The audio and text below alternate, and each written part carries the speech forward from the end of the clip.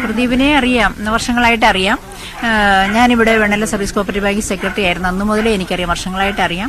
അതിനുശേഷം ഞാനിപ്പോൾ 2 തവണ ഇവിടെ കൗൺസിലർ ആയിട്ടുണ്ട്. പ്രദീപ് പൊതുവെ മാന്യനാണ്. പക്ഷേ കുറച്ച് നാളായിട്ട് അയാൾ മദ്യപിച്ച് കഴിഞ്ഞാൽ വളരെ വയലന്റ് ആവും. അങ്ങനെ പ്രശ്നങ്ങളൊക്കെ ഉണ്ടായിട്ട് ആദ്യം കുറേ പ്രശ്നങ്ങളൊക്കെ ഉണ്ടായതാണ്.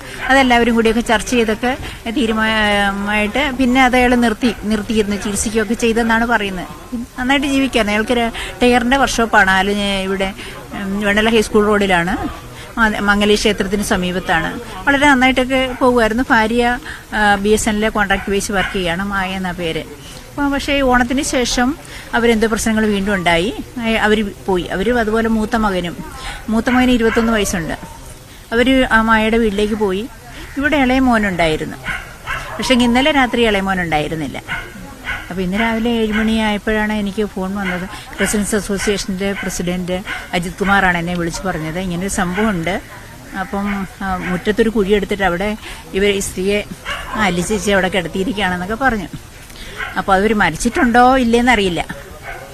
അപ്പം പ്രദീപും തമ്മിൽ ഇവിടെ വഴക്കുണ്ടാകുന്ന വലിയ പ്രശ്നങ്ങളൊന്നും ഇല്ല. അവരോ ഇങ്ങനെ എപ്പോഴും വെള്ളം അടിച്ചിട്ട് വരുമ്പോൾ പ്രശ്നങ്ങൾ ഉണ്ടാക്കും, അങ്ങനെ മാത്രമേ ഉള്ളൂ. അപ്പോൾ ഇതാദ്യം കണ്ടതാരാണ്? അപ്പുറത്താരോ വീടിന്റെ മുകളിൽ നിന്നുകൊണ്ട് ആരോ കണ്ടത്. ഇയാൾ മമ്മട്ടി എടുത്തിട്ട് കുഴിയെടുക്കുന്നതായിട്ട് കണ്ടു, വെട്ടുന്നത് കണ്ടു. അപ്പോൾ അവർ പരിസരത്ത് എല്ലാവരോടൊക്കെ ഒന്ന് പറഞ്ഞു കഴിഞ്ഞപ്പോൾ ഇയാൾ ഉറപ്പിക്കുന്ന രീതിയിൽ മമ്മട്ടി എടുത്തിട്ട് അടിക്കുന്നതായിട്ടാണ് കണ്ടത്. പിന്നെ അപ്പം തന്നെ പോലീസിലേറി. പോലീസ് വന്നതിന് ശേഷമാണ് മാന്തി എടുത്തത്. അപ്പോഴാണ് അത് കൈകൊണ്ട് തന്നെ മാന്തി എടുത്തെന്നാണ് പറയുന്നത്. അത്രയും ഡെപ്തേ ഉണ്ടായിരുന്നുള്ളൂ കുഴിക്ക്. പൂഴും മണ്ണുമാണ് അതവിടെ ഉണ്ട്. ഇന്നലെ രാത്രി അമ്മയും മകനും മാത്രമേ ഇവിടെ ഉണ്ടായിരുന്നുള്ളൂ. അമ്മയും മകനും മാത്രമേ ഉണ്ടായിരുന്നുള്ളൂ. അപ്പോൾ ഇത് എപ്പോഴാണ് മരിച്ചത് എങ്ങനെയാണെന്ന് നമുക്കറിയില്ല. അല്ലിക്കൊരു മകൾ കൂടി, ഒരു മകളുണ്ട്. മകൾ ഇവിടെ ഉണ്ട്. അവർ കങ്ങരപ്പടി എന്ന് പറയുന്ന സ്ഥലത്താണ്. അവർ വന്നിട്ടുണ്ട്. ഇപ്പോൾ ഞാൻ വന്നപ്പോൾ അവരും ഉണ്ട്. മകളുമായിട്ട് അമ്മ ഇന്നലെ രാത്രി സംസാരിക്കുമ്പോഴൊന്നും മറ്റു പ്രശ്നങ്ങളില്ല. ഇടയ്ക്കിടയ്ക്ക് സംസാരിക്കാറുണ്ടെന്ന് പറഞ്ഞു. ഇപ്പം കുറച്ച് ദിവസമായിട്ട് മോൻ ഫോൺ കൊടുക്കാറില്ല, അതുകൊണ്ട് സംസാരിക്കാറില്ല എന്ന് പറഞ്ഞു. അല്ല, സംസാരിക്കുന്നതിനൊന്നും വലിയ ബുദ്ധിമുട്ടുണ്ടായിരുന്നില്ല. കാലിലെ ഈ ചെറിയ പ്രശ്നം പുട്ടു എന്തോ ചെയ്തിട്ടുണ്ട്. അപ്പോൾ അതിനെ കുറച്ച് സീരിയസ് ആയി. കിടപ്പ് രോഗിയല്ല. അങ്ങനെയില്ല. ഈ അടുത്ത വീടുകളിലൊക്കെ പോകാറുണ്ടായിരുന്നു. ഈ അടുത്ത ദിവസങ്ങളിൽ വരെ പോകാറുണ്ടായിരുന്നു എന്നാണ് അറിയുന്നത്.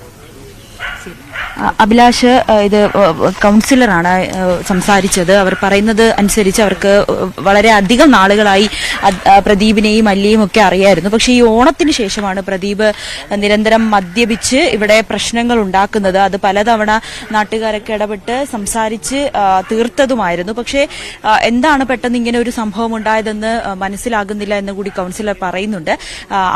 മകൾ ഈ അല്ലിയുടെ മകളുമായിട്ടൊക്കെ സംസാരിക്കുമായിരുന്നു. പക്ഷേ കുറച്ച് നാളുകളായി പ്രദീപ് അമ്മയ്ക്ക് ഫോൺ കൊടുക്കാത്തതിനാൽ മകളുമായി ബന്ധപ്പെടാനൊന്നും സാധിച്ചിരുന്നില്ല. പ്രമേഹ രോഗിയായതിനാൽ കാലില് കുറച്ച് വ്രണമൊക്കെ വന്നതിന് ശേഷം അധികം പുറത്തേക്ക് പോയിരുന്നില്ല. പക്ഷെ അപ്പോഴും നാട്ടുകാരുമായിട്ടൊക്കെ വലിയ സൗഹൃദമായിരുന്നു. ഇന്ന് രാവിലെ അയൽവാസി, ഞാൻ നേരത്തെ നമ്മൾ ദൃശ്യങ്ങൾ കണ്ടതുപോലെ തന്നെ പോലീസ് അവരെ ചോദ്യം ചെയ്യുകയാണ്. ആ അയൽവാസിയാണ് ഈ കുഴി മൂടുന്നതായി കാണുന്നത്. ഉടൻ തന്നെ പോലീസിനെ വിവരം അറിയിക്കുകയായിരുന്നു. പിന്നീട് അസോസിയേഷനും കൌൺസിലറെയും മറ്റ് ആളുകളെയും വിളിച്ചു വരുത്തി പോലീസ് എത്തി പരിശോധിച്ചപ്പോഴാണ് വലിയ ആഴത്തിലുള്ള കുഴിയായിരുന്നില്ല. കൈകൊണ്ട് തന്നെ പോലീസിന് മാന്തിയെടുക്കാൻ പറ്റുന്ന ചെറിയ കുഴി തന്നെയായിരുന്നു അവിടെ മൃതദേഹം കാണപ്പെട്ടത്.